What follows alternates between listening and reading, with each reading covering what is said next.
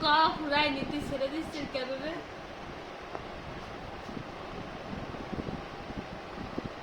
অবস্থা পাড়া দেখবা না ওটা কি মারতে করছে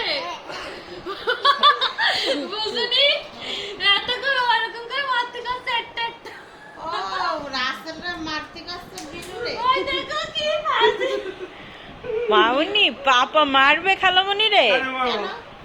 কেন খালামণি রে মারবে কেন? আল্লাহ খালামণি রে মেরেছে,